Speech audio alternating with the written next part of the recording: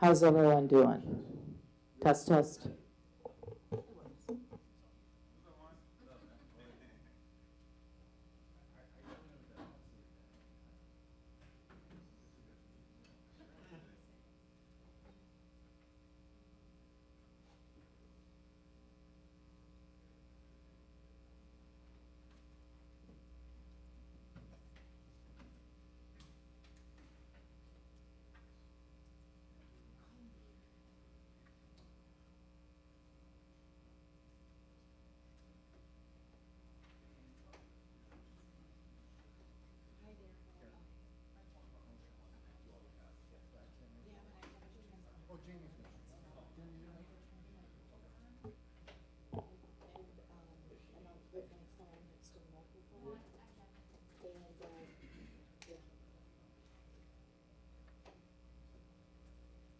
As long as it works, yeah.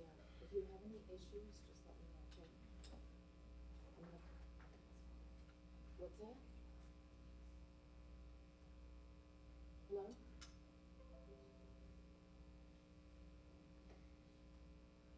Yes, can you hear me? Okay. Okay, I lost you there for a second. Well, is your earpiece working okay?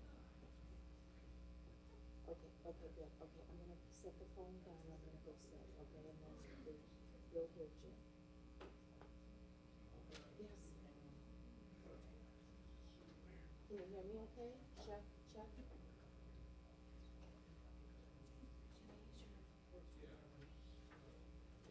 I'm gonna call you back on the next phone.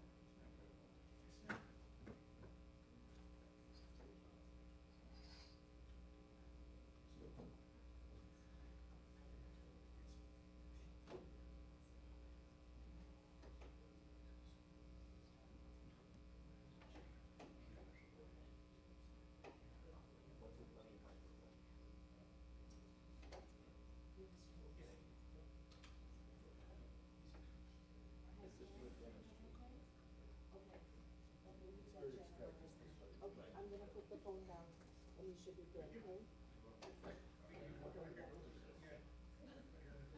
It's very numbing.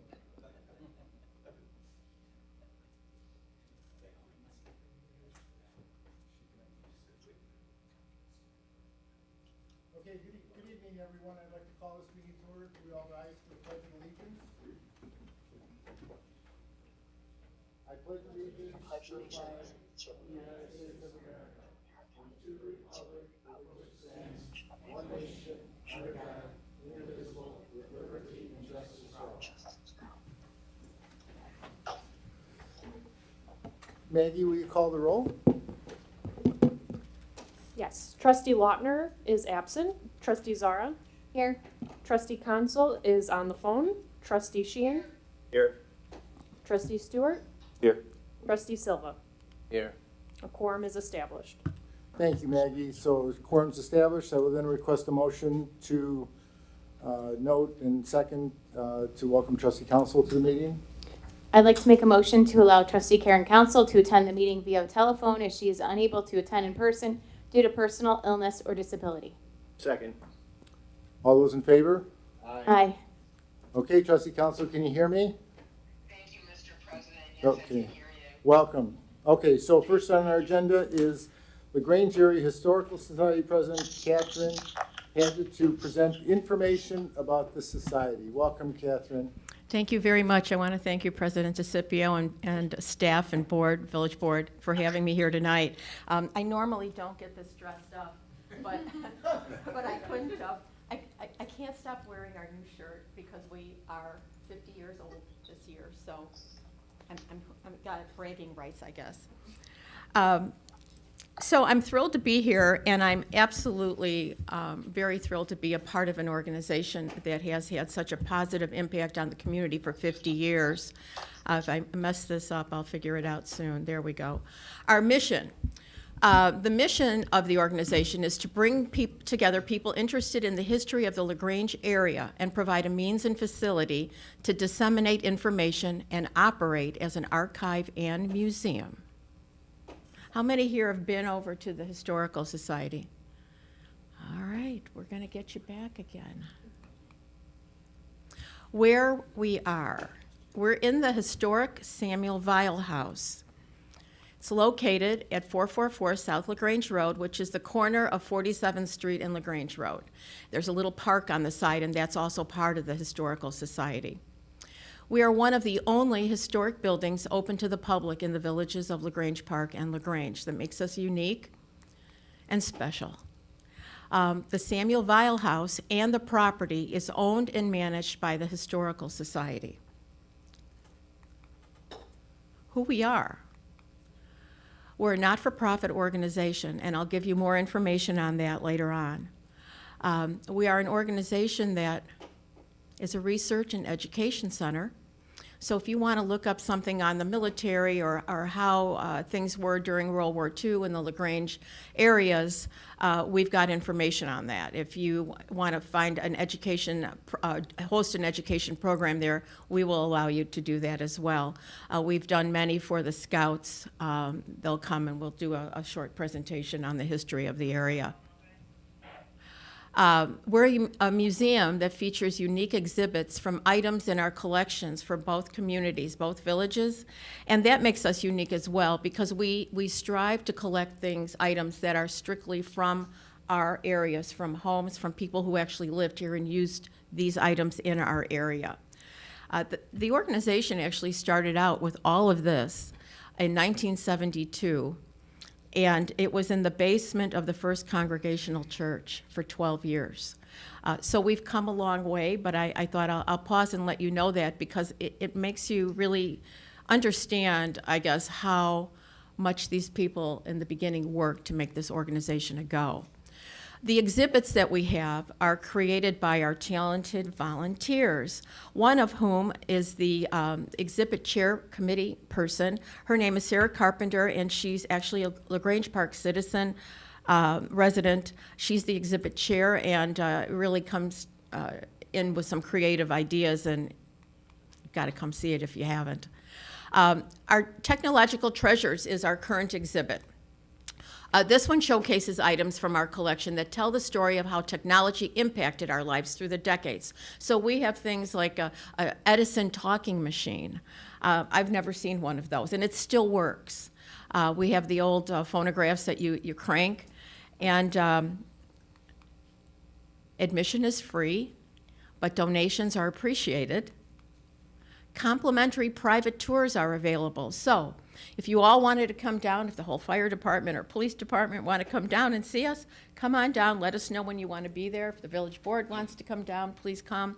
Bring your family. Sometimes people have families in for the weekend. We've had them also schedule time with us, and we're happy to do that. Here's what it looks like. I'll give you a few snippets. That's a barber chair from one of the barber shops that was in the community. That I won't tell you what it is. You're going to have to come in and see it and find out for yourselves. But I bet it's one of the only ones in existence. Whoop, hang on. We have a lot of phones. President DeCipio got to use one of those phones the other day. And they're fun because all of us can relate to some phone that's on those tables. And I'll bet there's somebody either watching tonight or in this room that still has one of those beige telephones hanging on the wall with the curly cord. We have a cool interactive table. That's something we are engaging the younger people with who don't know what these items are, youngsters that haven't seen them before. Oh, there you are. Look at you. Hank, you're on on the what is it table. So there's items placed around the table, and there's little cards on there, and people are looking at the items, trying to guess what they are, and then the answers are there, and the kids really love it. So it's something new and we'll probably engage in the future. We've also done, besides the technology, we've done an exhibit on wedding gowns, famous people within the community, remarkable women, and the military. So we've done a host of different things.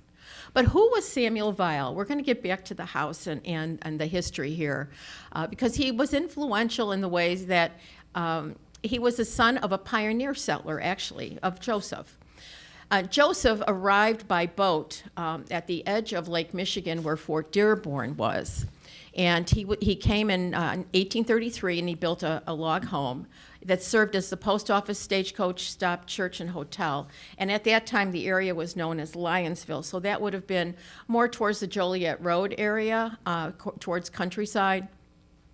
Samuel arrived here with his mother a year later when he was 15.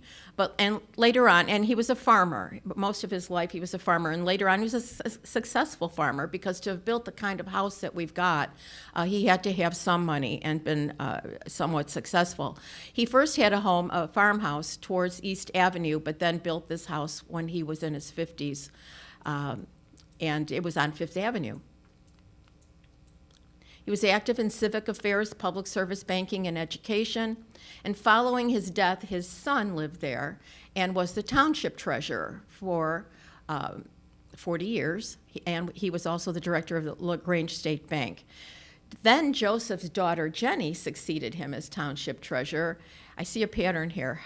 And lived in the home until 1961. So for 87 years, that house was in the same family.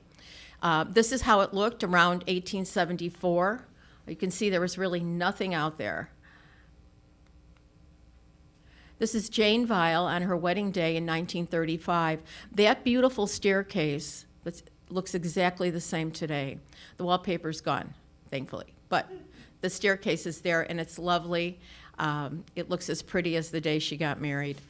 A little history on that house. And the house is an important factor in the Historical Society, because that's really where everything's primarily taking place and is warehoused. The home remained in the family for 87 years, but then it was sold by Jenny in 1961 for $25,000. And then it was in other people's hands over the years, but the Historical Society was able to purchase the home for $135,000 in 1984. So in between those years of 72 to 84, they were in the basement of a church. This happened through the generosity of the actual Vile family, who had donated $25,000 for that purchase. As well, there were community donations and fundraising, and the mortgage got retired in 1991. And one of the things the industrious people did, that first group of folks that was in the Historical Society, they wrote a book on the history of the area.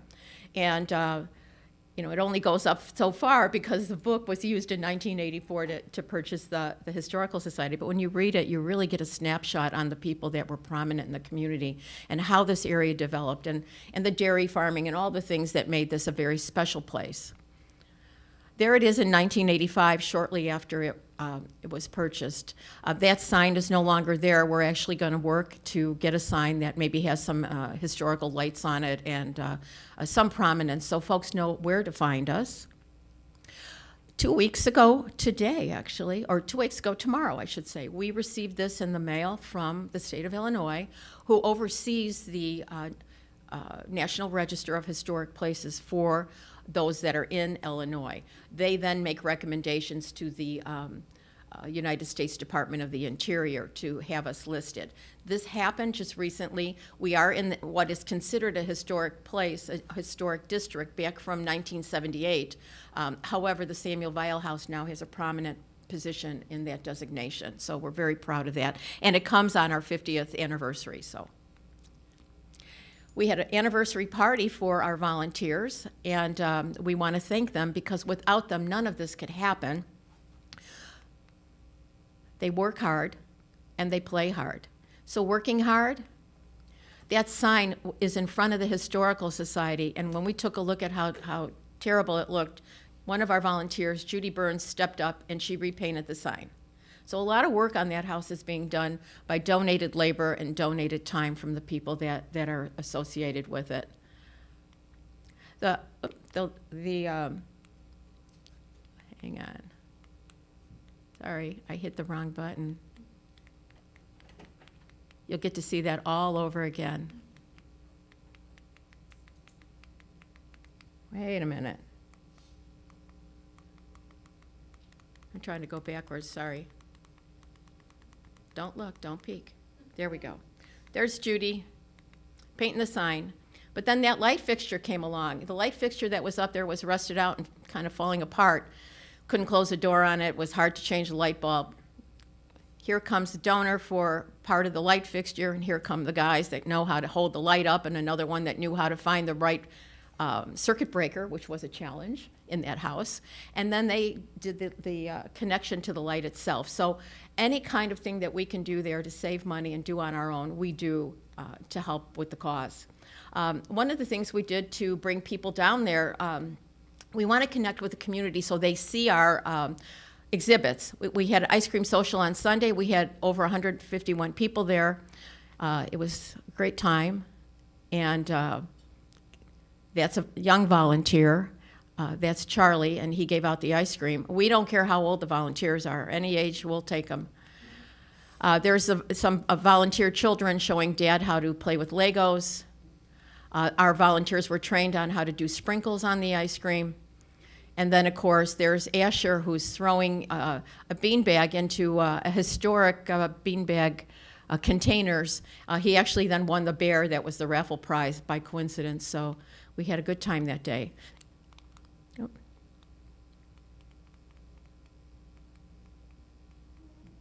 That's my grandson, Charlie.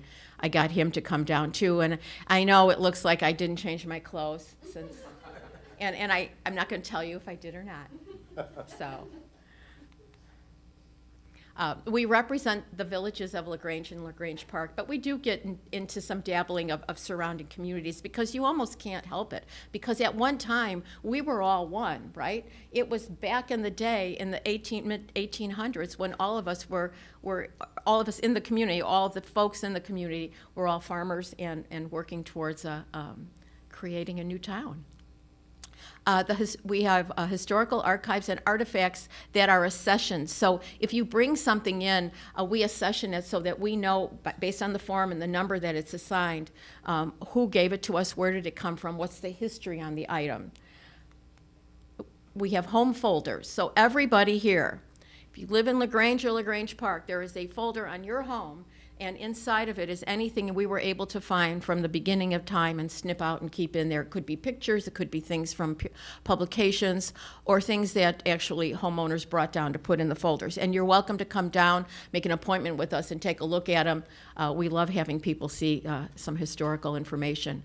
I'm not going to read all those, but those programs and events are the kinds of things that we do for the community so that we can connect history and make it something special, especially when roots are such an important part of children growing up. We are members of the Chamber of Commerce. We're looking to do some new fall themes, maybe a paranormal thing at Halloween, or murder mystery, or porch and patio party. We also want to do some picnics in the park and bring people down for activities that we don't charge for, but we can open the house and have people enjoy the exhibit. No saloons allowed. That's going to be our next one that we have. That is a story about when Alphonse Kemen and David Lyon were leading the charge on July 14th, 1892. The village of LaGrange Park was formally incorporated. Now, David Lyon was the first village president, and Alphonse Kemen was on the first village board.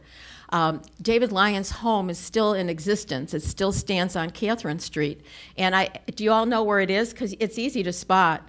You know, when you walk by, there's a carriage stepping stone that still says Lyon on it. So I think that's kind of cool that it's still there. But if you want to know more about this and the No Saloons Allowed, find out the amazing history of how and why this happened at that time, because there were some specific things going on that created the need for incorporation. And you can enjoy period cocktails and beverages and snacks, and it's great. Register now. The event is September 1st, but space is limited. This is going to be an inside event. It's not going to be on the park, so take a look at our website and register for it before the tickets are sold. And you'll also learn about this cast of influencers. I don't know if you've ever heard of Pete Swanson, but you will hear about him and how he affected some of this back in the 1890s. Our virtual home and history tour is coming up. There will be some exciting things happening, a sneak preview fundraiser at the Elm. This gives you a home tour video on a big screen, dinner style hors d'oeuvres, beer, wine, soft drinks. Meet the homeowners, which is a unique thing. They'll be there for questions and answers. And then watch some 1930s LaGrange area garden walk movies, and also see President DeCipio. He will be in this video. General release is on the 18th of September, and that is where you can watch it at home. So you can sign up for that, watch it if it rain or shine, make a bowl of popcorn, and watch the tour from your own home. Register now, because again, space is limited. These are the houses: 525 South Wyola, a French Normandy, 313 South 8th, which is one of 7 known catalog homes. It's a Sears catalog Ivanhoe model.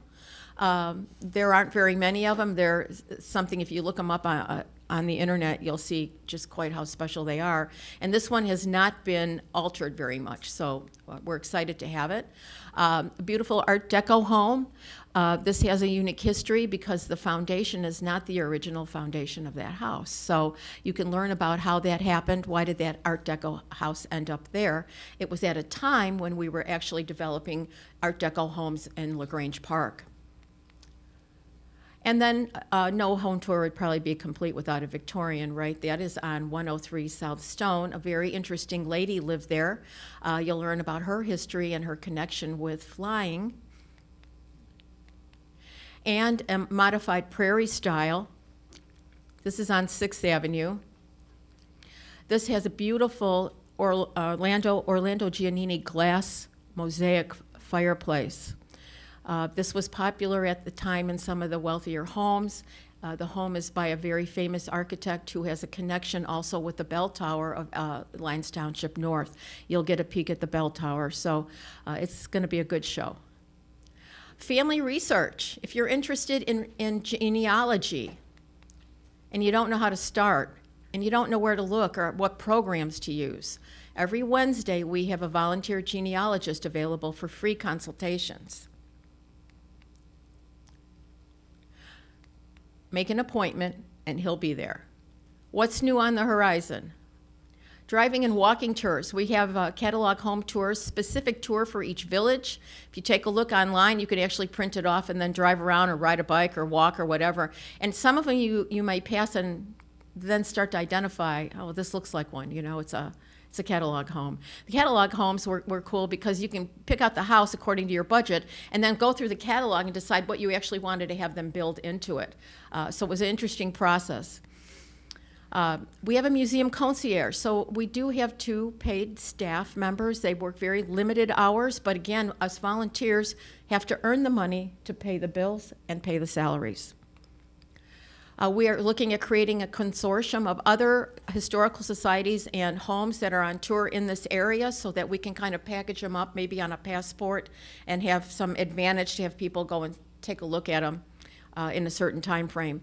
And reciprocity with other historical societies. So if you join, then you get your member pricing at other historical societies. We're going to be meeting with Oak Park River Forest in August to kind of kick this off. And I also have a taker in Michigan that says, hey, if you show up here, you get reciprocity here too.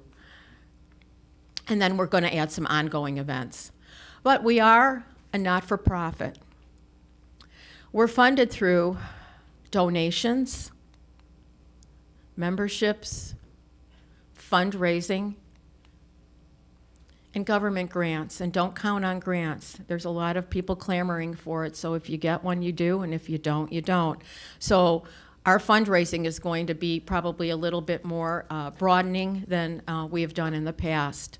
But this means we rely on all of you to keep the doors open and the building in ship shape. And I can tell you we're looking at some major restoration on the house now, and we're working with a local historic architect to guide us through the process. He would be the general contractor because this is something, it's a house that needs something very special. We raise money by hosting these events, and we're volunteers that we all do it for the same wage, which is nothing. But you get back, right? You get back because it's a great group of people and we have a lot of fun. If you want to meet at the Vial House, there's another way to come down there. Bring your food, your beverages, make a donation, let us know when you want to come. Book clubs have come down there, other meetings, any kind of club you have, let us know. We're happy to have you. But come visit us. Sarah Parks is our executive director. Lori Gibbons is the museum concierge that we just hired. Those are our 2 paid staff members. But the community asked and we listened. So our hours have changed, and that's thankfully due to those ladies there and our volunteers. On Wednesday morning, we're open until noon. And then Thursday, Friday, and Saturday, we're open 11 to 2. You can make an appointment, as I mentioned, and we'll meet you there. Now I'm going to just pause 1 minute and show you a couple of things that we have. I just brought our little picnic basket down.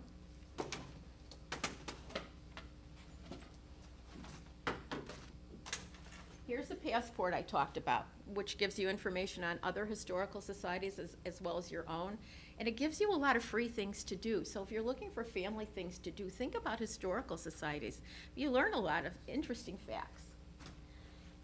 If you're a volunteer, you get to have one of these very cool bags. Just saying.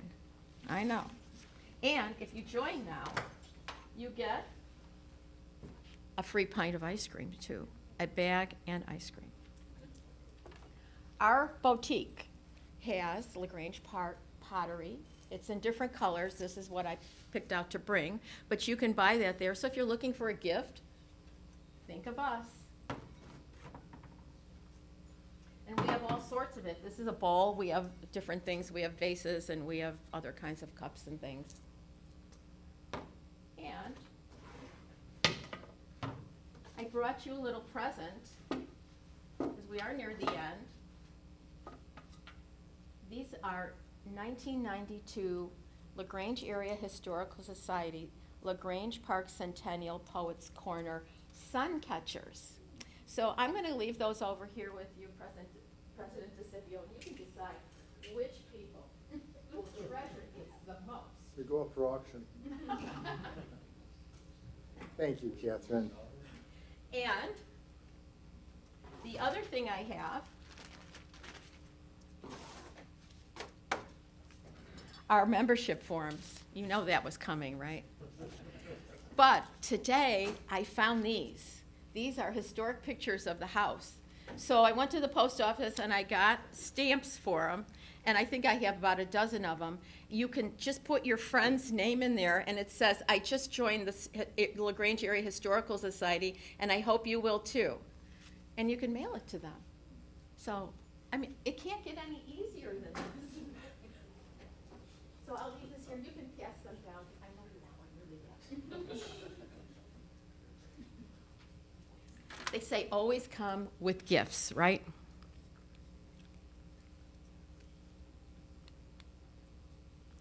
We know how to have a good time, and we're always around at any activity. That's our Christmas bartender. He's the past president. But we're looking for you. We want volunteers, event organizers. If you like giving parties, we'll get together with you and let's do something for the organization. Become a board member. Better yet, why not be the treasurer? We need a new treasurer. She's retiring. And you get to meet celebrities. So we got to bring our dog down to meet Santa. This is what it looks like at Christmas. If you haven't seen it in the holiday season, it's absolutely beautiful. There's our table setting. We are thinking about doing some private dinners there, so watch our website. The living room is pretty special too, with that marble fireplace, and my husband and I have come down there on many occasions and brought a bottle of wine and a plate of fruit and sat there and enjoyed soaking up the ambiance. And then one night, now our decorations, our lights are donated by someone as well.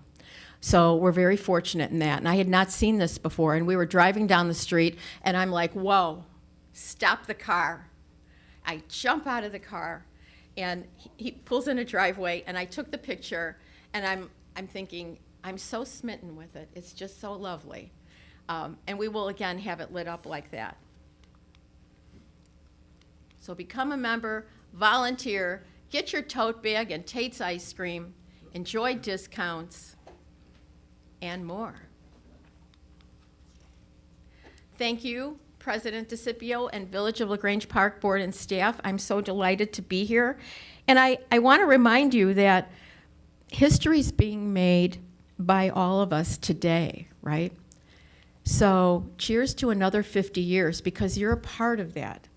Right now, it may not seem like it, but people will be reading about what you did and not too long a time. That's not really me. Thank you.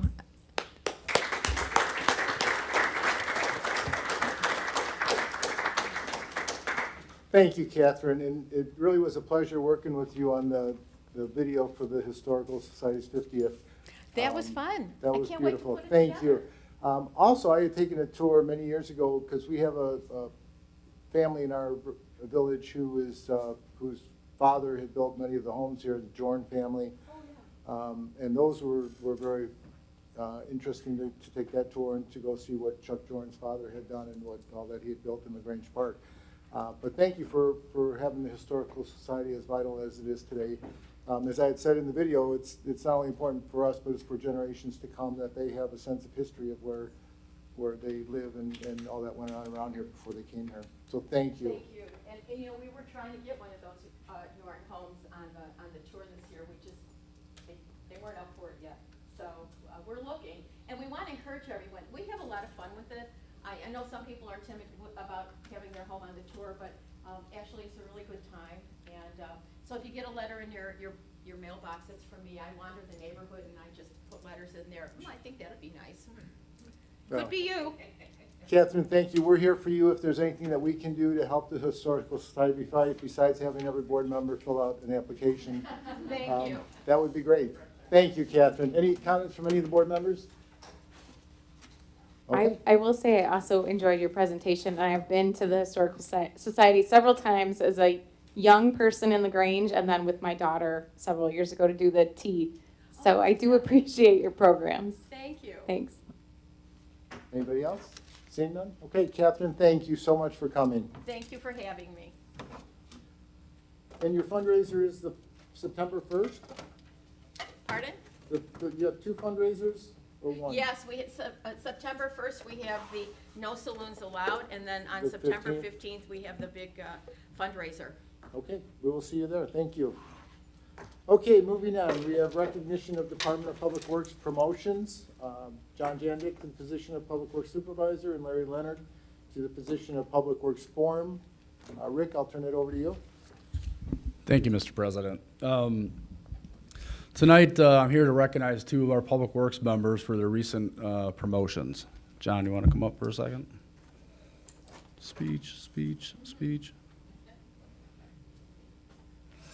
In 2001, John began working for the village. John began working for the village of North Riverside and spent 4 years as a seasonal employee. In 2005, John was hired full-time in Forest Park, where he spent 8 years. During this time, John obtained his arborist and water license certifications. Right, correct. In 2013, John was hired in LaGrange Park to fill an open maintenance worker position. Over the course of the next 3 years, John was able to highlight his skills and abilities, show his pride and dedication to the village, and was promoted to the foreman position in 2016. In May of 2022, just recently, John was promoted to the newly created Superintendent of Public Works position. This position is a mid-level management position that will wear many hats. John lives in LaGrange Park with his wife Christine and their three children, Adeline, who's 12, Sydney, who is 9, and JJ Jr., who is 3. Hi, guys. Please help me congratulate John on his promotion.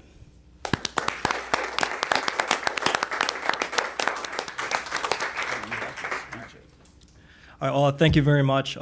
Thank you to the board, to administration, President DeCipio. It's been a pleasure. It's been a great relationship. All the support, can't thank you enough. Same to Rick, who's really taken me under his wing and really showed me a lot of things in the short period of time he's been back here.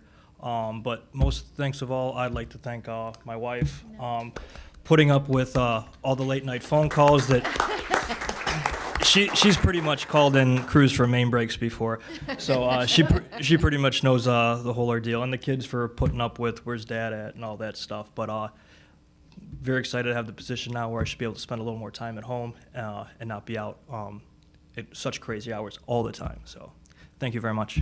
Thanks.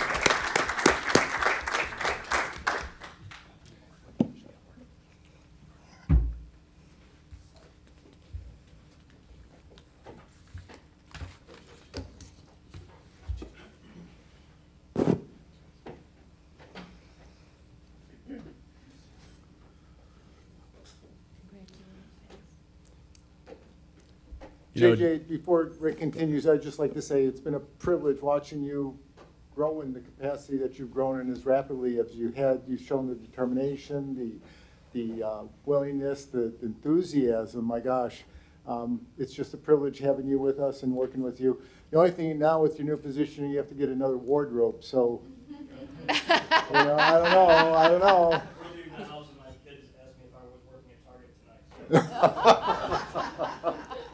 Secret part-time job. JJ, thank you for all you've done and been a part of this team, and especially when I was out for a few months, you know, you did an awesome job, stepped up to the plate. I heard you did such a wonderful job at the State of the Village address, so kudos, you can continue doing that from here on out. Thanks, everybody. Next up, Larry, come on up to play the Price is Right. So I've worked with Larry for quite a bit of time. JJ, just a few years when I came back. But Larry, we've got some history together. But Larry began his career in public works with the Village of Hillside in 1998. He spent 8 years with them before moving over to Grange Park. Larry, again, has worn several hats over his career in Grange Park. He has a knack for forestry and horticulture. He has a small business as well that he's had for about 12 years. Which really propelled him in this, in that liking and being able to go out there and help our public, especially with a lot of the complaints that we get lately with our trees. So, in June of 2021, Larry filled in as an acting foreman position while JJ had back surgery. And during that time is where, you know, sometimes you just need people to get into a different role and you can actually see them shine even more. And that's what we saw with Larry instantaneously. He really helped me keep the operations going during that time. And then 7 months after JJ's return, he was released from that position. But every day he still continued working with us in that same capacity, even though he was getting paid. And it was really an honor to see him keep that state and keep growing with us. So after JJ's promotion, the village staff, we had internal interviews that we conducted, and we chose Larry to be the next foreman. Larry lives in LaGrange Highlands with his wife Lauren and his two sons, Liam, who is 12, and Logan, that is 10, and they're both at a basketball game. That's why he's got to get out of here pretty quick. It's a special game at RB. So please welcome, or help me congratulate Larry on his promotion. Okay, JJ, I'll take all the late nights now. I'm very honored and grateful to be chosen for this position. I knew when I came here 16 years ago it was the right move, and I've enjoyed every minute of it. So thank you very much. Thank you, board. Thank you, President Scipio. Thank you, administration. Thanks, everyone. I couldn't be more happier to be in this position, and I hope I have another 16 years here. Thank you, Rick. Appreciate it.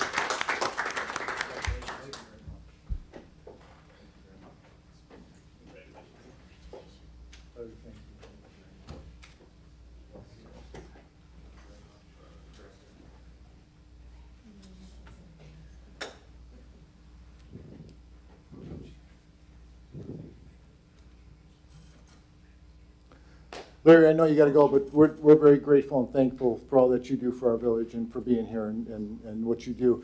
I got to tell you a quick story. I was out with my kids and my family walking on a Sunday afternoon. It was a beautiful Sunday afternoon about a month ago. And we went to Forest Road School, and we're walking back, and I look over, and there's a truck there, and they're working on the tower.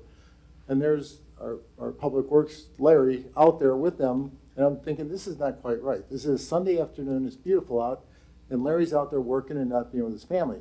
So I proceeded to go to Jewel and get a bottle of Knob Creek. Thought I'd give it to Larry and he'd enjoy the afternoon then. I got back and he's gone already. So I didn't know what to do with this. So I come to the meeting a couple months ago and what happened to Larry? He was gone. And Rick goes, well, they got done and everybody left.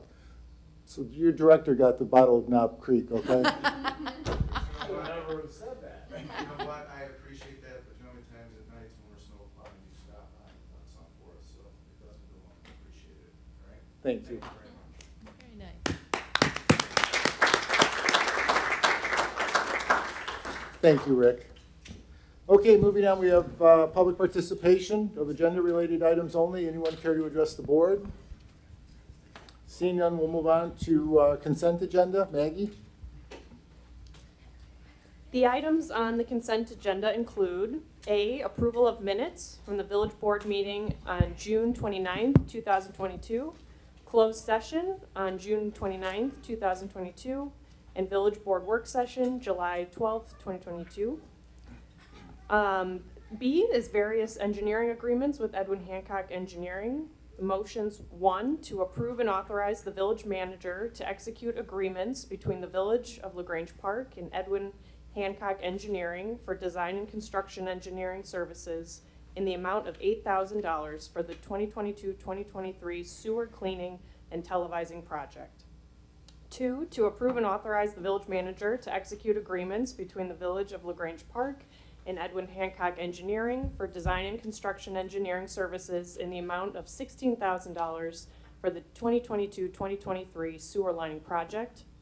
3, to approve and authorize the village manager to execute agreements between the Village of LaGrange Park and Edwin Hancock Engineering for design and construction engineering services in the amount of $18,000 for the 2022-2023 sewer repair project. And 4, to approve and authorize the village manager to execute agreements between the Village of LaGrange Park and Edwin Hancock Engineering for design and construction engineering services in the amount of $9,900 for the 2022 MFT pavement patching project. Motion to approve agenda is reported. So moved. Second. Maggie, call the roll. Trustee Zora? Yes. Trustee Consol? Yes. Trustee Sheehan? Yes. Trustee Stewart? Yes. Trustee Silva? Yes. The motion passes unanimously. Thank you, Maggie, and thank you for doing the job. So next up is village manager's report. Julia. Thank you, Mr. President. I have 2 quick items to report on. Tonight, you'll hear a lot about the National Night Out Fest that's coming up this Saturday at Memorial Park from noon to 9 p.m.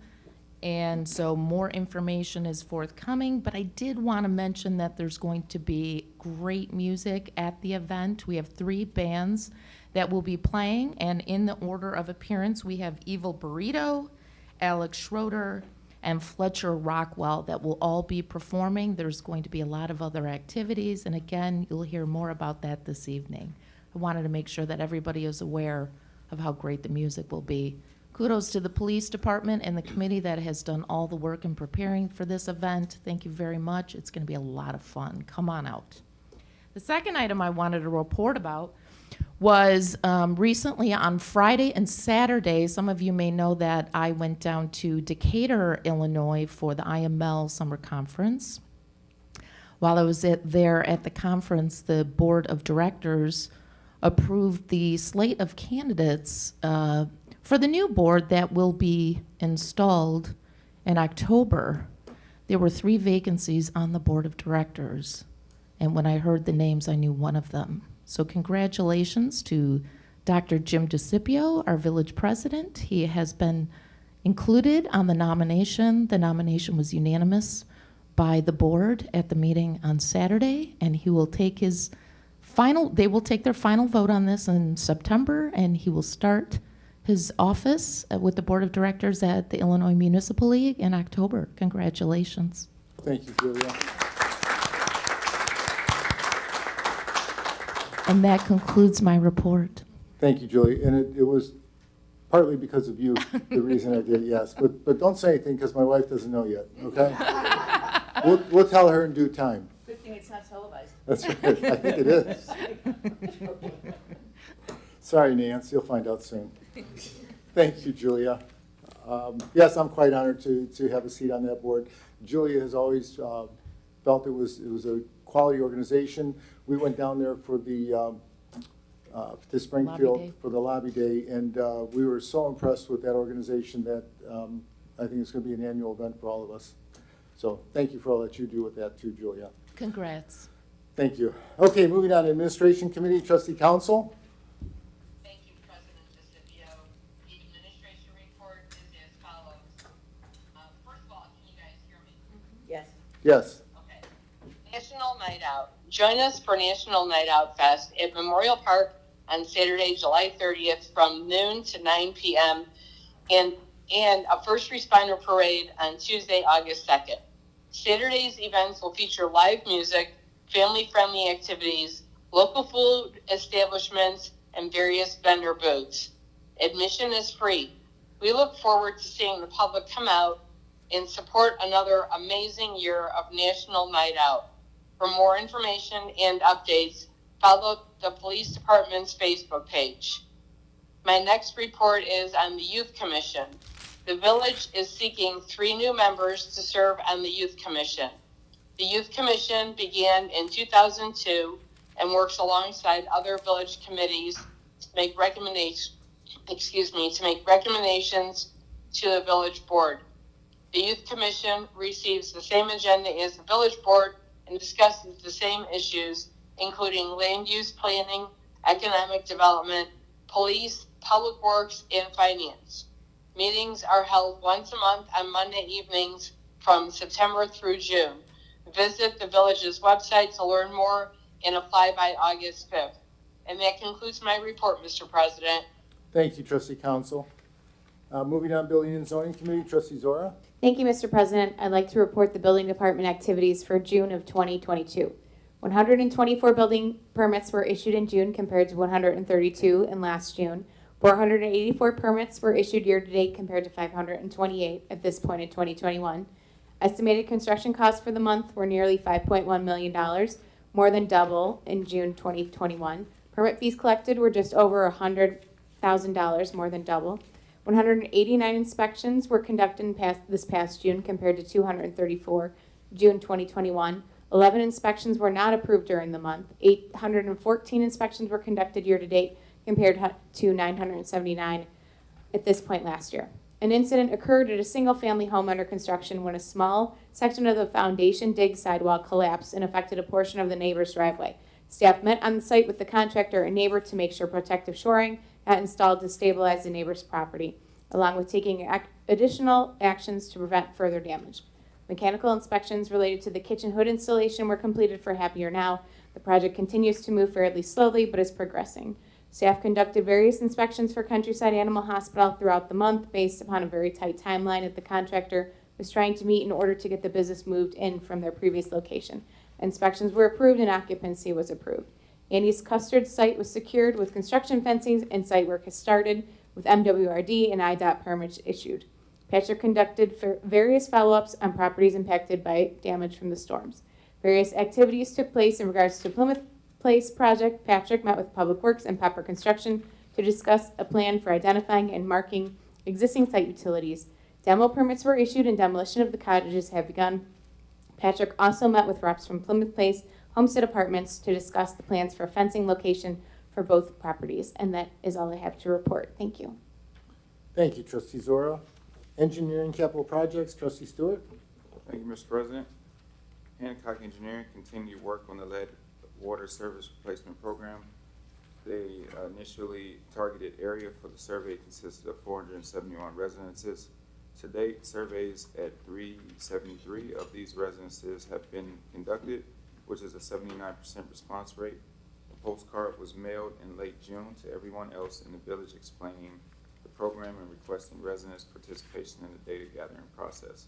Appointments and inspections will continue throughout the summer and early fall. Informational material concerning the survey is continuously being updated on the village website. and the weekly e-briefs. All municipalities are required to submit a final inventory of their lead water services to the Illinois EPA by April 15th, 2024. Project plans and specs were completed for the 26th Street resurfacing project. The documents were submitted to IDOT to review and approval. Once approved by IDOT, the project will then be let for bidding. The project involves replacing sections of deteriorated curb and resurfacing the street between Kemen Avenue and Maple Avenue. Preliminary engineering design for the central area sewer separation project is continuing. The work on the project specifications and quality estimates is taking place. Quantity estimates is taking place. Investigation into the condition of the gravity outfall sewer to Salt Creek will be incorporated into the 2022 sewer cleaning and televising project. That section of sewer is proposed to be part of a forced main discharge from the pump station. Preliminary plans will be submitted to the MWRD once their call for partnership projects is released. And that concludes my report, Mr. President. Thank you, Trustee Stewart. Public Safety Committee, Trustee Silva. Thank you, President DeCipio. My first time here, okay? So, Julia prepared me. I got 15 shots of espresso. I have 4 items to report this evening. 2 require action. A, monthly report from the police department. Sorry. Can I go? Can I read it? Oh, okay. All right.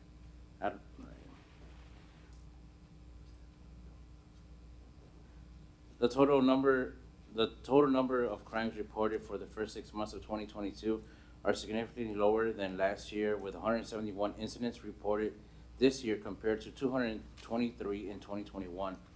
The reporting of fraudulent unemployment claims related to the pandemic has drastically decreased, causing a significant drop. Traffic enforcement is at 1,415 total tickets issued through June of 2022. Overall, police activity is 43% higher to last year, with 1,226 total incidents reported in the month of June 2022, compared to 796 total incidents in the month of June of 2021. Of those 1,226 total incidents, 101 were assists to the fire department, 364 were self-initiated building or park checks, 162 were traffic stops, and 22 were closed home checks. All sworn department members took part in outdoor firearms training and qualification that was held in Lamont. Department members attended 126 hours of training, along with the completion of required monthly online training and Lexipol daily training bulletins. Installation of the right-of-way cameras occurred in the month of June. PD staff is still working with the vendor and Verizon Wireless regarding the correct modems and data cards. The police department has begun the process of filling a full-time police officer vacancy. Application packets are currently available for pickup in the police department lobby Monday through Friday from 9 a.m. to 4:30 p.m.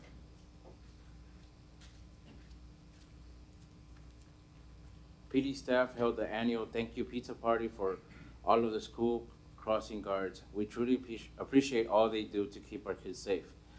Don't miss out on the upcoming National Night Out Fest, which is taking place on Saturday, July 30th from noon to 9 p.m. at Memorial Park. Live entertainment along with local food vendors, a dunk tank, bouncy houses, an obstacle course, and face painting will be on site. In addition to the fest, a parade will be taking place on Tuesday, August 2nd from 6 p.m. to 8 p.m.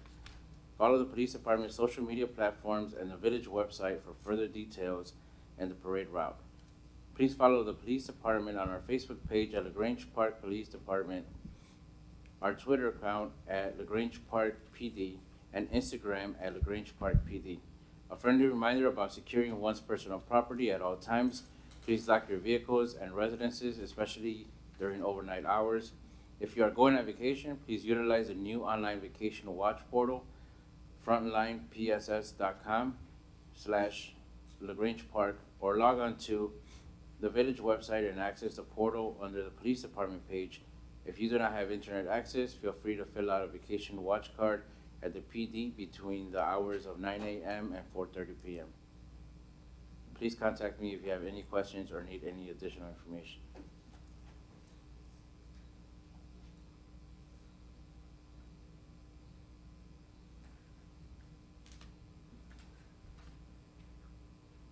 As requested for insertion into the village board meeting,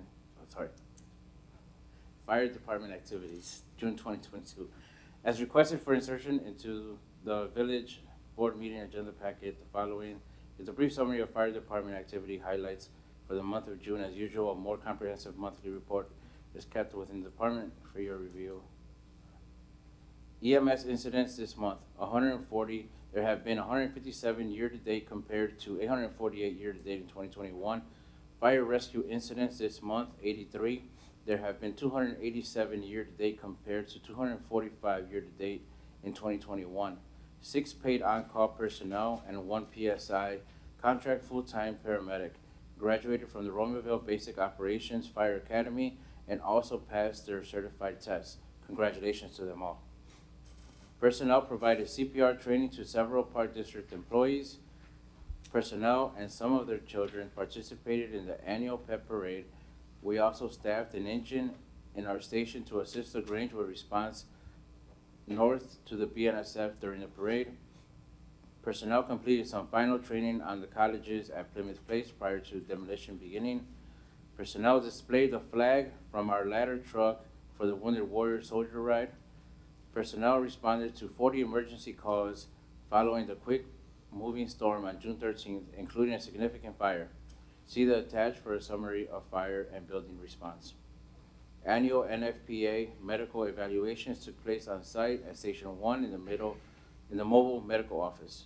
Staff witnessed pressure testing for the fire sprinkler system and conducted final fire alarm testing for the Countryside Animal Hospital.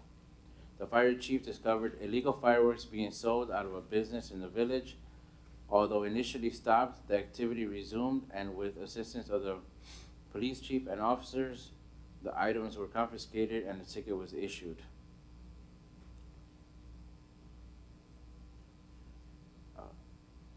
June 16, Thursday at 8:03 p.m., response to a house fire at 412 North Park, which was undergoing renovations and having an addition constructed. Firefighters from LaGrange and LaGrange Park did a great job of working together to quickly knock down a lot of the initial fire. The alarm was raised to a full still level, bringing additional departments to assist.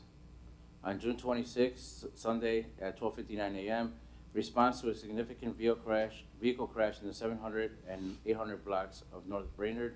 An SUV with 3 occupants left the road and completely snapped, went through 2 ComEd utility poles, a speed limit sign, and caused damage to trees, the parkway, and parked car. Power was not fully restored until late Sunday afternoon.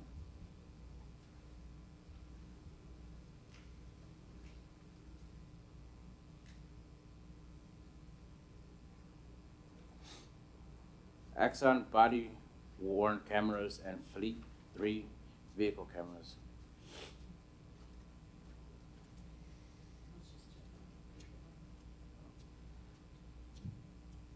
General background. On February 22nd, 2021, HB 3653 was signed into law by Illinois Governor Pritzker, which mandates that all law enforcement agencies within the state of Illinois implement body-worn cameras by January 1st, 2025. Staff has been planning in anticipation of this enactment for the purchases of BWCs by including this purchase in the police department's capital purchase 5-year plan since fiscal year 2021-22. In addition to the purchases of the BWCs, a replacement of the current L3 mobile in-car camera system was also included in the 5-year plan.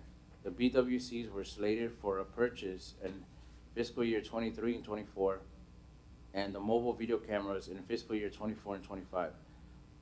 The police department embraces the call for increased transparency, accountability, and integrity in policing. To that end, BWCs have become a focal point of discussion and debate within the state and country within the last few years. In response to society's call to reform and change, the police department seeks to exemplify this through its commitment to service integrity, and professionalism that our residents expect and deserve. The implementation of a BWC program can accomplish these goals. BWCs can lead to positive outcomes and increase public trust in law enforcement. Chuck Wexler, 2018, from the Police Executive Research Forum states, a large majority of departments with BWCs are happy with them. More than 85% of them would recommend them to other police agencies. In addition, Wexler goes on to state that the most important reason for adopting BWCs was to promote accountability, transparency, and legitimacy. Staff has evaluated equipment, manufacturer's options, product implementation, and the cost of the BWC program, as well as in-car mobile camera system. Staff has also attended multiple training sessions on BWCs and in-car mobile systems held by the Illinois Association of Chiefs of Police, in which multiple vendors such as Panasonic, Axon, and Motorola have been present. Axon is a nationally recognized manufacturer of several proven law enforcement products, including Taser, proprietary technology, and Evidence.com, a cloud-based evidence storage system approved for use by the Cook County State's Attorney Office. Integration of Evidence.com is a unique feature that Axon provides over other companies and will allow for cloud-based transmissions between the Cook County State's Attorney's Office and the LaGrange Park Police Department. As with most cloud-based solutions, Axon does have an app which will allow immediate access to recorded footage from a department-issued phone. Axon also offers all-powered workflows which are instrumental in aiding in the review and eradications of incidents for public consumption, while protecting the privacy of others by allowing us to blur the images of those not involved in the incidents that have been captured on video. As stated previously, Axon offers secure cloud-based storage, which is both helpful and cost-effective. This cloud-based system would allow for the required 90-day storage for all recordings and a sufficient capacity to store all BWC video that must be retained pursuant to current state law. Axon also provides auto-tagging of the recorded footage based on the computer-aided dispatch CAD call type. This feature will automatically tag video footage, which will free the officer from having to manually tag each video at the end of their tour of duty. Axon is a member of Sourcewell, a nationally recognized Minnesota-based government cooperative contact program. Sourcewell offers competitive bid pricing for the contracts offered through their program. Its mission is to create efficiencies and streamline purchasing processes for public entities. The village is registered with this organization and has already purchased equipment from this cooperative. In speaking with Matt Moore from Axon, he informed me that the current lead time for the Fleet 3 in-car camera is 12 to 14 months. He stated that the lead time would most likely be longer as we move closer into 2023 based on the amount of departments entering into these agreements. While the BWCs would not have that significant of a lead time, he did say that they are at least 2 to 3 months out from the time of order as of the time of this memo. He recommended moving forward with the BWCs prior to the Fleet 3 in-car system, as a BWC will act as a wireless microphone for the Fleet 3 in-car system. Mr. Moore informed me that he only needs a signed agreement to proceed with the order, and the village does not need to make payment until the equipment is delivered and installed. Including the agreement is the installation of all equipment and infrastructure in both police vehicles and within the police department. Axon will train our staff at both stages of implementation. BWCs and Fleet 3 in-car cameras. Staff will seek policy templates from other police departments utilizing BWC program, as well as from Lexipol. We will also implement department policy alongside in-house training to adequately prepare our staff for use of this new tool. Contracts, hardware and software for both BWCs and the Fleet 3 in-car cameras are for a 5-year term totaling $195,956.76 over the course of the life of the agreement, or $39,191.35 each fiscal year. I have included literature with this board memo for a breakdown of what features and equipment are included in this proposal. Included with the agreement is a full 5-year warranty along with the Axon Technology Assurance Plan. The TAP is a service plan that combines warranty coverage on the Axon equipment with automatic fresh units every 2.5 years. Staff received confirmation that IRMA has a $10,000 grant available for the BWC program, that we would be eligible to receive that grant upon the purchase of the equipment. Staff is also aware of a grant available through the Illinois Law Enforcement Training and Standards Board, which will open up in September. Staff feels that there is a necessity to move forward with the purchase of the Fleet 3 in-car mobile system, as our current system's functionality is becoming less reliable, and the discontinuation of parts and equipment has necessitated sooner action. The continuity of the BWC and the Fleet 3 in-car mobile system is required for full functionality of the Axon system. If approved, the agreement to purchase the Fleet 3 in-car mobile system will be effectuated immediately, and the agreement for the purchase of the BWCs will not be effectuated until closer to the end of the calendar year, as the tag time is substantially different. Staff recommends entering into an agreement with Axon Enterprises Incorporated as our provider with BWCs and Fleet 3 in-car cameras. Currently, just over 70% of law enforcement agencies with a BWC program, including the Chicago Police Department and Cook County Sheriff's Department, use Axon. It provides the most robust solution for our needs.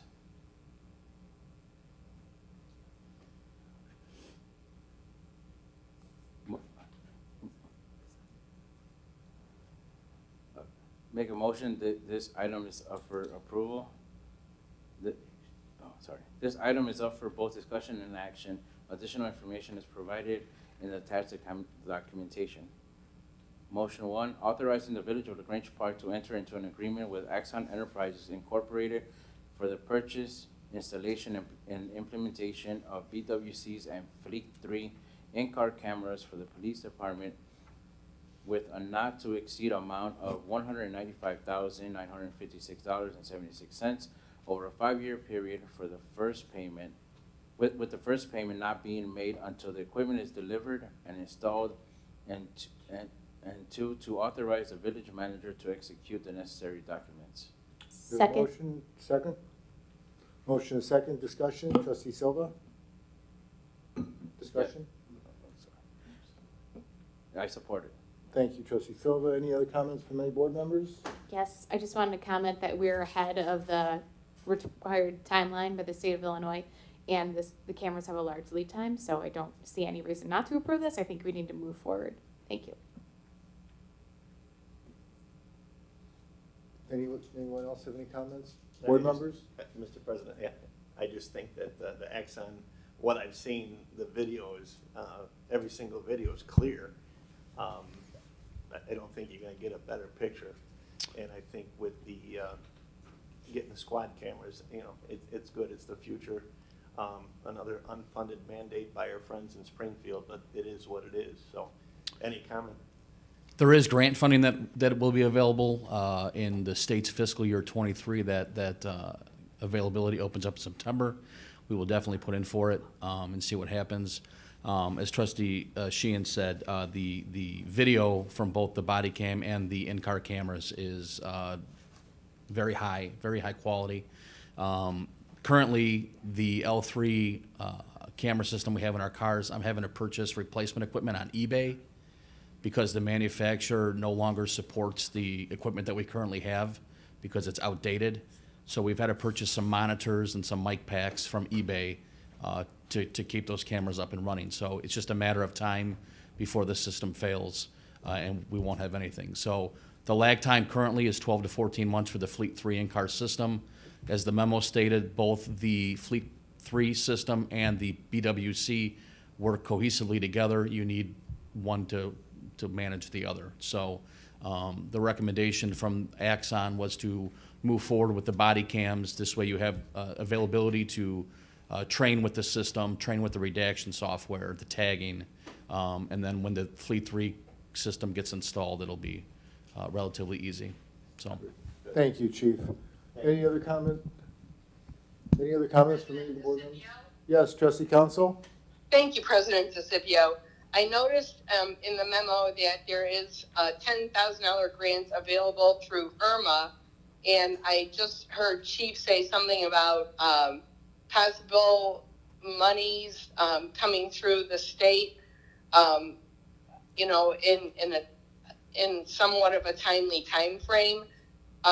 Beyond the $10,000 grants that IRMA is extending, are there any other funds that we can tap into? Because this is a hefty price. I'm in agreement with the body cameras, but I definitely think that the state should be backing it more at a financial level than currently they are. So if somebody can answer that for me, I'd appreciate it. So LETSP does offer a grant. That's the Illinois Law Enforcement Training and Standards Board. I don't know the dollar amount that we would be awarded. I do know that we'd have to make the purchase of the equipment first in order for the grant to us be reimbursed. I don't know the amount, but as we always are, we are always seeking ways to financially remove the burden from the village and the taxpayers, and we'll continue to do that.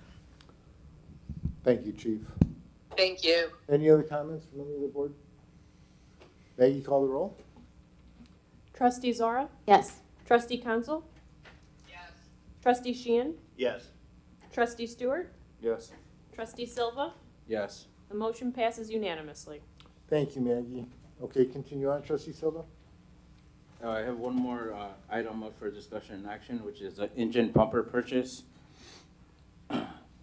The budget year, the village has, this budget year, the village has intended to purchase a new engine pumper fire apparatus to replace our 1992 engine, Unit 1222. For the last 5 years, funds have been set aside for the purchase with a total of $600,000 budgeted to the current fiscal year capital projects fund. The plan within the fire department for the purchase was to acquire a fairly basic engine. It would meet our basic current design requirements in regards to the amount of water it carries, the amount of hose it carries, the pumping capacity, and various other basic designs related to equipment storage. It was further our intent to form a purchasing committee to evaluate various units and most likely place an order for a custom built to our specifications. Earlier this year, on a couple of occasions, apparatus from Pierce Manufacturing was brought to our station for our personnel to assess, evaluate, and actually drive.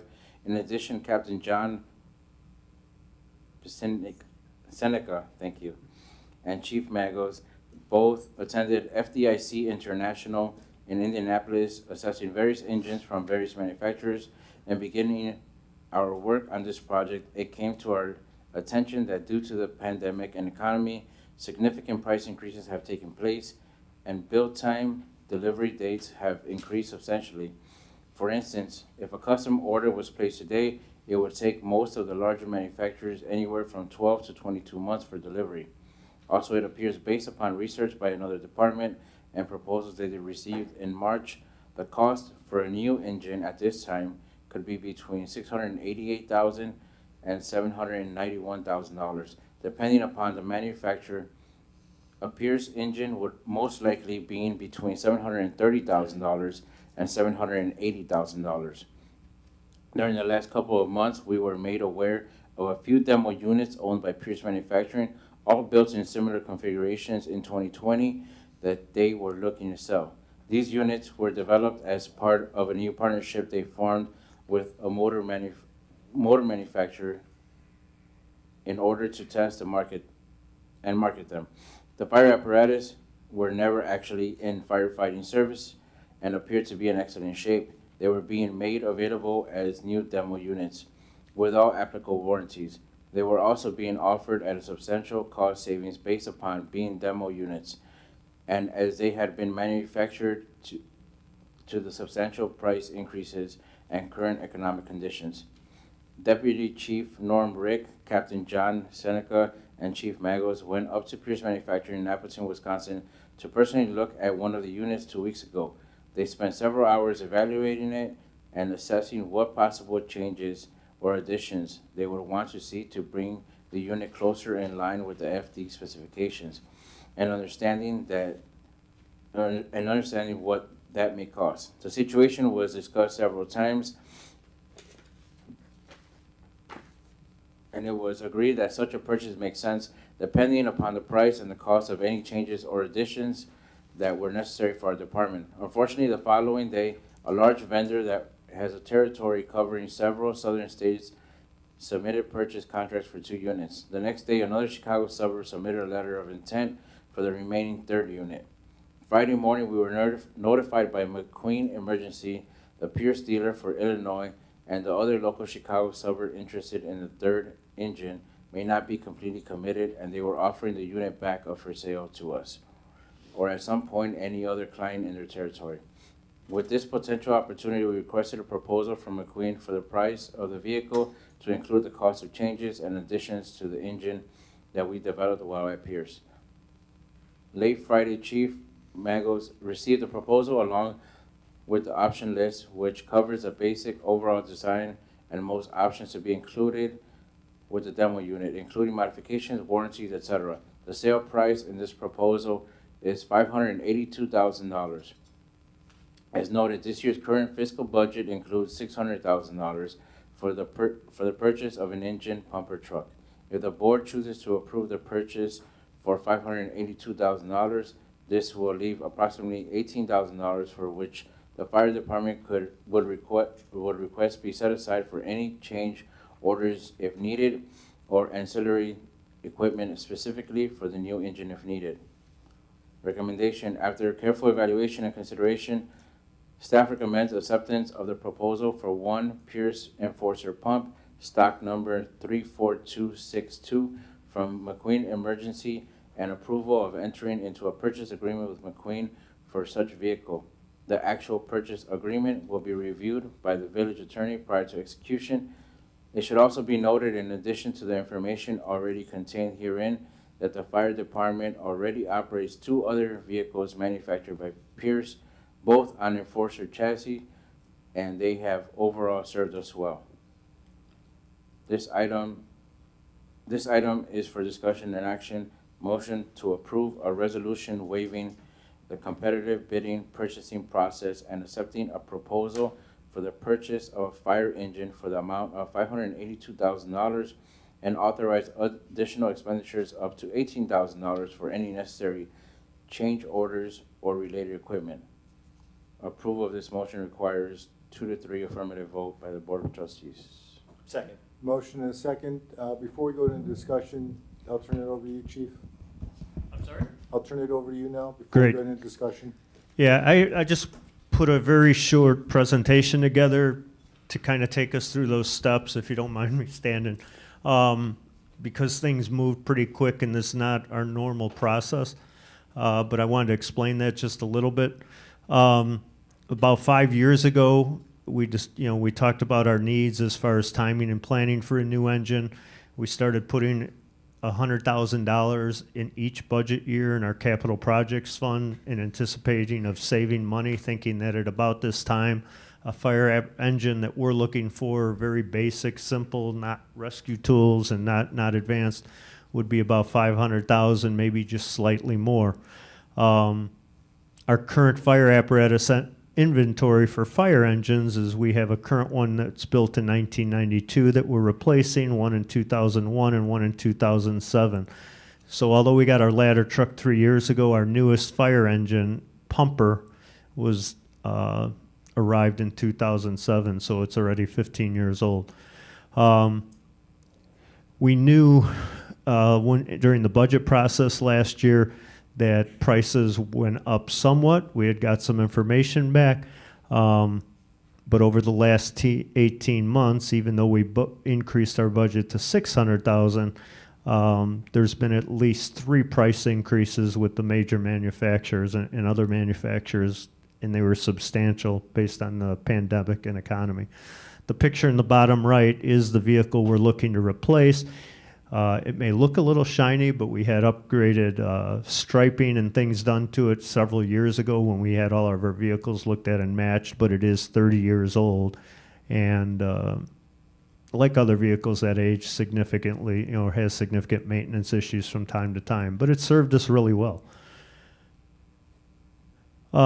Just real briefly, the apparatus purchasing process, what we would have normally done, which is alluded to in the board memo, is we would have put together a group of personnel on the fire department, spent a lot of time looking at different manufacturers, assessing wants and needs, and taking a little bit of time to put a spec together, and then kind of taking a process from there.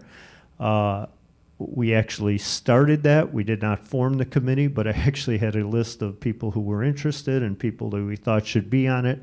When a couple months ago, when we found out that due to the pandemic and the economy of these price increases, but also these other delays, we saw some of that coming prior to that. But then 2 months ago, we found out that there were these demo opportunities, and explained in the memo, I think there were 4 or 5 that Pierce actually had in this demo program. And it's not alluded to real deeply in the memo, but I think it was in a trustee inquiry. These all came from a program, actually it was a little bit program from when they were going to do a partnership with a different motor manufacturer for the engine that went into these demos. They've decided not to continue that program. They were test engines. So they took these 4 demos and pulled them out of circulation and wanted to sell them with the new motors and transmission. What is a normal process outside of the pandemic, a lot of these manufacturers have demo or stock units on a continual basis. When we bought the ladder truck and the previous pumper, there was a list of 8 to 11 units at any time. Here's the price, here's what they have on them. They're out showing them. Because of the pandemic, increased production delays, things like that, they don't even do that. They're starting to put them back in circulation, but they don't have one current demo it's being built, but none available. So we had this opportunity. Again, it's one manufacturer. The last 2 vehicles we bought were Pierce vehicles, Pierce Manufacturing. They have a very good reputation. We've been happy. But if you look at the 2 vehicles on the bottom, those are both true of our current vehicles, the 2007 on the left, the 2018 ladder truck on the right. And those are Enforcer chassis, which are the same chassis that they built these demos on that we're looking at. As noted, myself, Norm Rick, our deputy, and Captain John Seneca went up to Pierce to actually spend a day with the sales rep, and they had one of the demos there that they were looking to sell, and we were up there with another local municipality that was very interested, and we spent several hours going through the vehicle, looking at how it could be changed if necessary and if possible through funding and just the ability at Pierce to make it more like something that would match what we have or what we're looking for. The base stock vehicle, the base demo, was really close. It's a very simple fire engine. It doesn't have a lot of fancy stuff on it, but very good and very solid as far as the base options.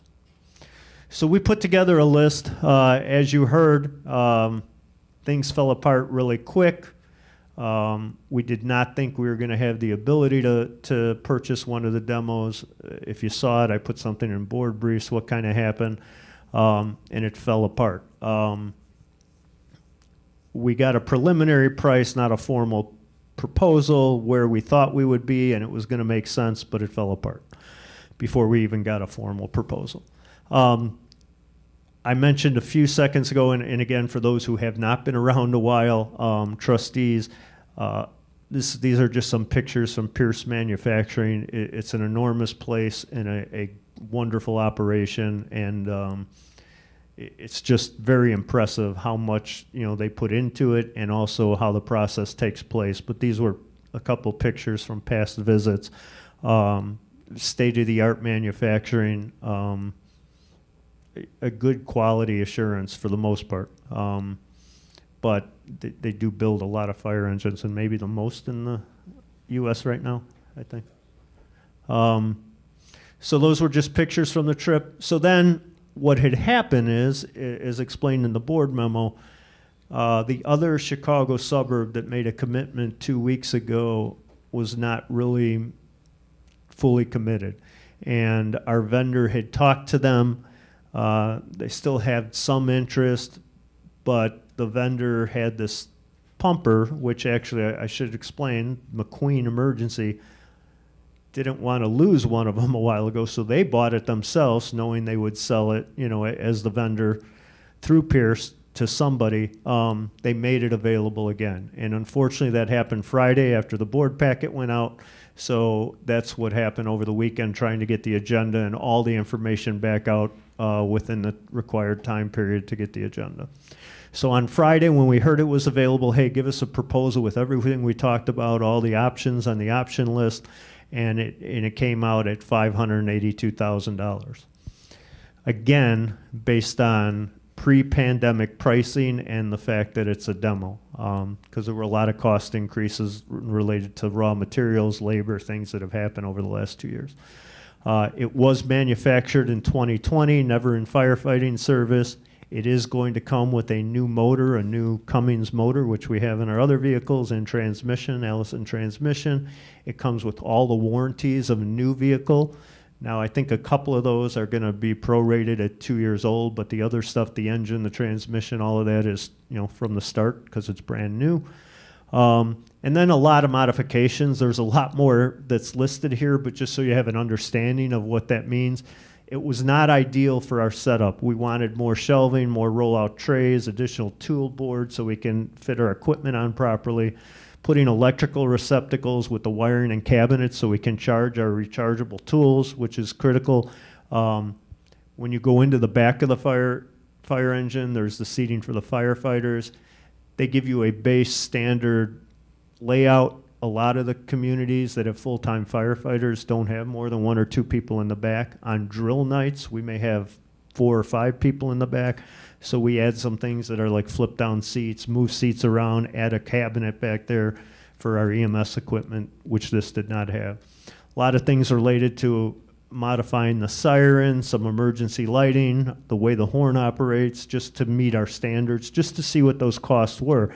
And when we first talked about this, we didn't even know if if we needed all of it and if it was even an option. But when we started to see the pricing and it made sense, let's get it as close as we can to what we would buy. Little things like a hose well on one side of the vehicle, it's got a spot for our supply hose. The other side didn't have it. Our current standard right now is both sides have it, so we got a price for that. A hose divider in the back because we carry additional lengths of hose a different way. And that was all included in this price. This is, just so you know, this is the vehicle. This is a drawing of the vehicle. Again, 4 were built exactly identical. It's just a drawing, one of the spec drawings from the actual build itself. And then this is the actual vehicle, again, which is located at Pierce and Appleton. It's been in storage since June, since they started this program where they took these out of circulation. But just to give everybody an idea of, the different cabinetry. It's, again, is it perfect? Is it exactly what we would build if we spent the time and money down the road? Not exactly, but it's not really different. There's so many options of different configurations of things, but again, a lot of time was spent, hey, do we have the right wiring into the cab to charge our portables? Do we have the right wiring for the antennas? Things like that, that a lot of things we plan in a custom build. And a lot of that has been added to this vehicle or will be added by the time we take delivery. And again, that's just the actual unit we would be buying. It would be painted red like our current vehicles. It would match everything. The red, we asked that question, one of these two here asked that, what color is the red? There's hundreds of reds at Pierce you can choose from. It is the exact color number that we use. So that should help. And then that's it. So again, I just wanted to explain it a little more instead of just going through the memo of how we arrived at this. It's very unique. It's rushed. I apologize for that. But I do think, and in conjunction with a couple of our other personnel, looking at this, we think the opportunity makes sense. Thank you, Chief. Thank you for bringing this forward, and thank you guys for the work that you did in preparing us for this. Trustee Silva, discussion. I think that since we have budgeted the money already and we're coming in this economy especially, and we're able to get it cheaper under the $600,000, and since our other pumper is 30 years old, I'm in full support. Thank you. Trustee Stewart. Thank you, President Precipio. So this replaces the 1992 one, correct? And that's going to get disposed of at some point. Yeah, we'll end up bringing it back to the board and declaring it surplus. Most likely, we would put it for sale through a third-party vendor that sells used fire apparatus, but we do look at all the options once we put it up for sale. Or sometimes we'll put it out directly for a bid or at an auction house. And what's the life of these pumpers? I mean, that's what 30 It years varies old on right use. now. Yeah. Ideally, and that's kind of how we ended up here tonight. Ideally, NFPA has some classifications for pumpers that said a pumper should not be a first-line apparatus after 15 years. Based on use, we can extend that. Some departments extend it. Some are replacing them in 5 years, because they're just out all the time in much bigger areas or busier areas. Lately, there were a couple back that we replaced that were nearing, 35, 38 years old at one point, which was not really good. So we've been hovering around having an engine here 30 years, not always first vehicle out, but looking at going no more than 25 to 30 years, and a ladder truck no more than 20 to 25 years. That's our goal. Does it last longer? I think our ladder truck was 28 years old when we got rid of it. Sure. And what's the likelihood of having, this is a $600,000 vehicle, the remaining $18,000 is going to get allocated towards related changes? That's probably not a lot compared to how... No, it's not a lot. I'm kind of asking for that in case we miss something or in case something critical comes up that we didn't budget for. I do know there may be there's an intake valve that you put on the side of the fire engine to open and close to allow water from a fire hydrant to come in. This one will need an electronic one on the other side so you don't have to run around the vehicle. That may be $2,000. If we can't use a valve, which I don't think we have one from an old manual one, we plan on purchasing some of those type things. If we can't move our current deck gun, the gun that's on top of the fire engine, to the new one, or it doesn't work, we may have to buy that. And again, I don't remember, that may even be in the spec. But so those are the type of things I can see. I don't think we would exceed that. If we would, we'd come back to the board. I don't anticipate it. I'm really hoping not. But we'll explain that if needed. Great. Yeah, just considering how scarce these demo vehicles are, and you got it right before the price hike, it seems like a really good opportunity to upgrade, so I support it. Thank you, Trustee Stewart. Trustee Thank you. Zora? Thank you. I had a question, just an estimation, because you probably can't give it exactly, but if this was now, in 2022, 2023, what would this vehicle cost? Again, he's a salesman, but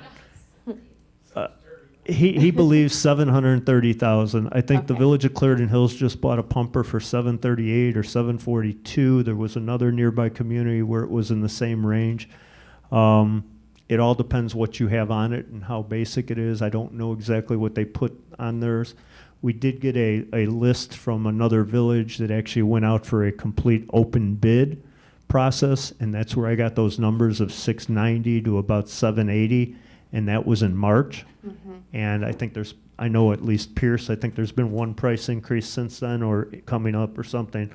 So that was from, I think, 8 different manufacturers, something like that. And we saw the actual difference. I'm sorry? It's a huge difference. Yeah, and that's actually what we saw, the actual bid sheet that they tabulated their bids on. Okay.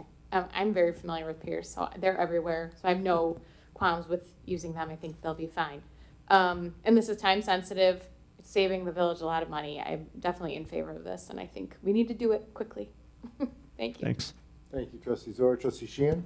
Thank you, Mr. President. Yeah, I mean, the unit's never been placed into service. It's gonna come with a brand-new transmission and a Cummins motor. Those things will last forever.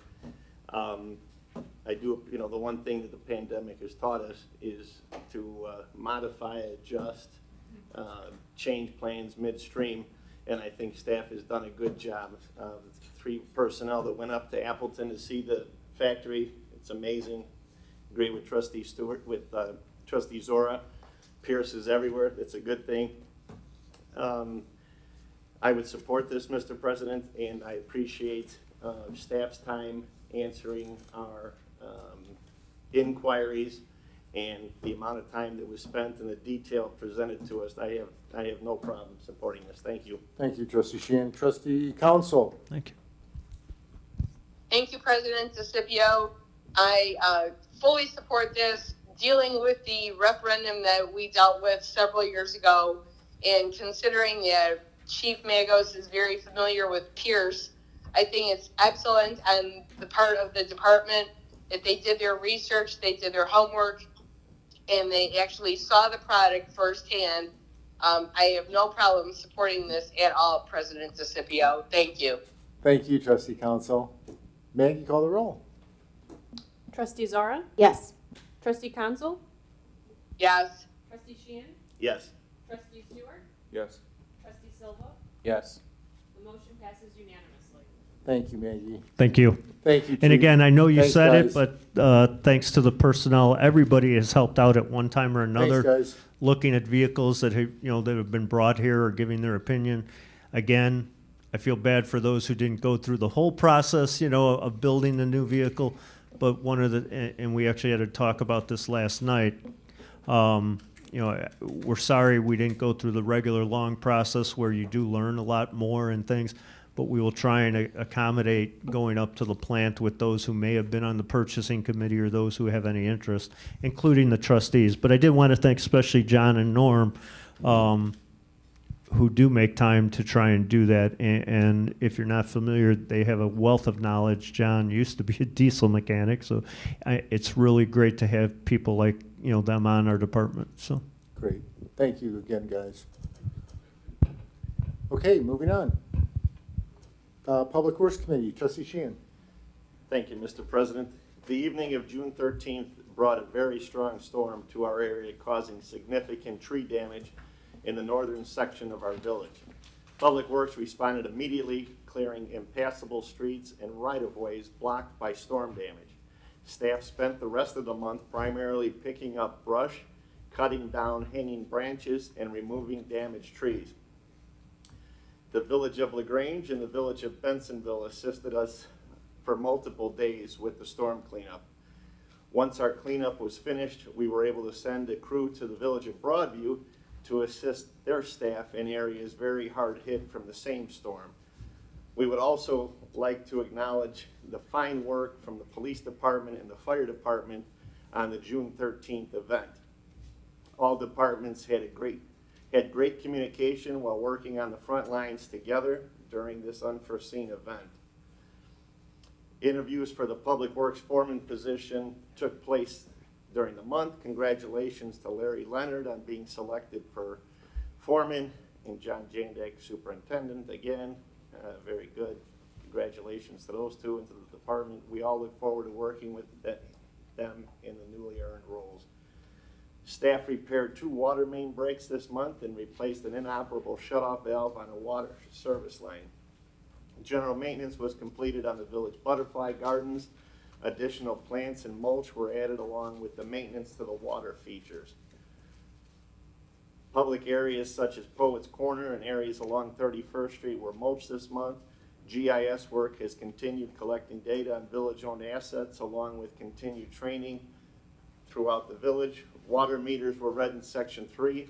15 monthly bacterial samples were taken. Various water and sewer work orders were completed along with resident tree concerns. and general construction inquiries. Routine maintenance of the department, fleet, and equipment was performed as well as on police and fire vehicles.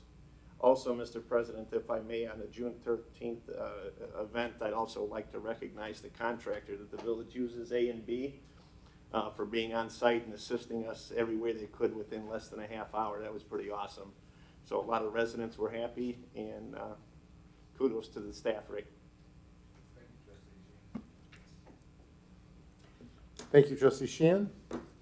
Moving on to Finance Committee, Trustee Stewart.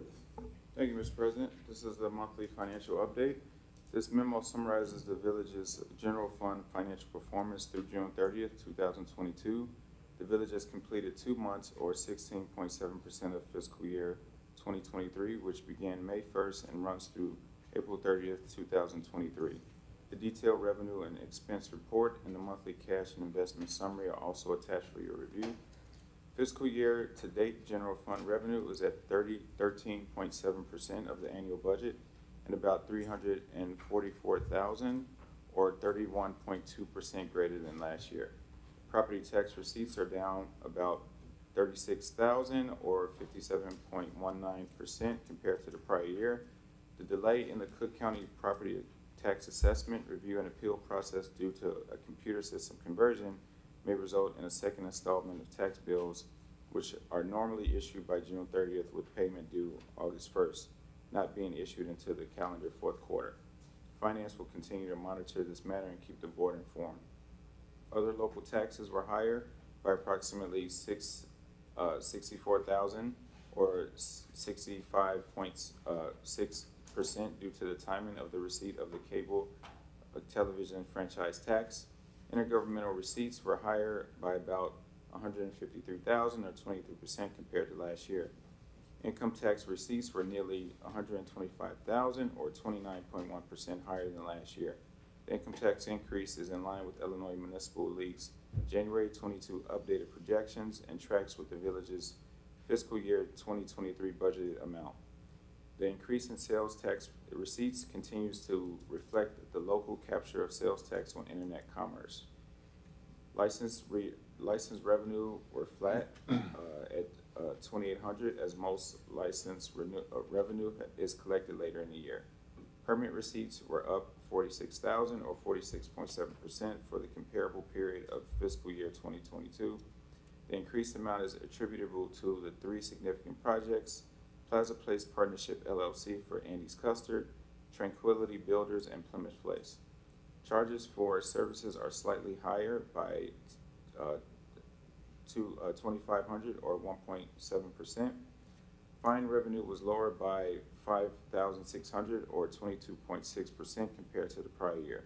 The pandemic has impacted court fine receipts, and the state comptroller has suspended its collection of past due amounts for its eligible based on reported income. Miscellaneous revenue was $17,000 greater than last year, primarily due to an $8,000 raise as police contributions through National Night Out contributions. And lastly, total general fund expenditures, excluding the transfer of the Capital Projects Fund, were at 12.1% of the annual budget, or $16.8K, or 1.4% higher than last year. All departments are within budget expectations. And that concludes our financials, Mr. President. Thank you, Trustee Stewart. Okay, moving on to other reports. Maggie, thank you for filling in as village clerk. Any report? I have no report tonight, Mr. President. Thank you, Maggie, but thank you anyway for being here. Okay, village treasurer, we don't have one tonight. Village engineer, Mark. No report, Mr. President. Okay, our village attorney, Kathy. No report, Mr. President. Okay, our commercial revitalization committee, Trustee Stewart. Thank you, Mr. President. Streetscape improvement plan. The village has held a coordination meeting with the IDOT to review potential changes to LaGrange Park, to LaGrange Road that can enhance safety and aesthetics and improve east-west access along corridor. The village's consultant team is now working to integrate that feedback and refine the streetscape design concepts. Detailed streetscape concepts will be presented at a future CRC meeting. That concludes my report. Thank you, Trustee Stewart. Motion to approve committee and collectors reports as presented. So moved. Second. Second, all those in favor? Aye. Okay, I just have a couple items. Number one, everybody knows National Night Out this weekend. Chief, thank you and your staff and everyone for all the work that they put into this. Saturday's the event at Village, at Memorial Park from 12 to 9. Sunday's the golf outing, charity golf outing at 2 o'clock. Anyone interested in golfing, please let me know. There's availability for an open foursome. And then Tuesday night is the parade. So quite a weekend, looking forward to it, and I think the weather's gonna cooperate. I have one action item, to seek village board approval to amend the annual schedule of regular meeting dates and cancel the August 9th, 2022 work session meeting. State law requires public bodies to provide notice of scheduled meetings prior to the start of each calendar year. Accordingly, the village board approved their annual schedule at the November 23rd, 2021 village board meeting. The village board previously discussed the elimination of one or more summer work sessions the second Tuesday of each month meetings, as historically these months have a light agenda. Recently, at the July 12th work session, the village board discussed the cancellation of the work session meeting for August 9, 2022. Attached to this memo, please find the notice of cancellation and the amended schedule of meetings for 2022. I'd like to ask a trustee to make a motion. Sure, I can make a motion. I'd like to make a motion to amend the annual schedule of regular meeting dates for 2022 and cancel the Village Board of Trustees work session meeting for August 9th, 2022. Do I have a second?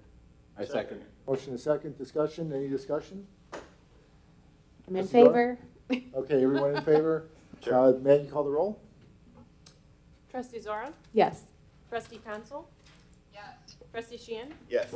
Trustee Stewart? Yes, yes. Trustee Silva? Yes. The motion passes unanimously. Thank you, Maggie. Any public participation? Seeing none. Any new business? Seeing none. Motion to adjourn? Nobody wants to go home. Motion is second. Second. All those in favor? Aye. Meeting adjourned. Have a great week, everyone, and see you on Saturday.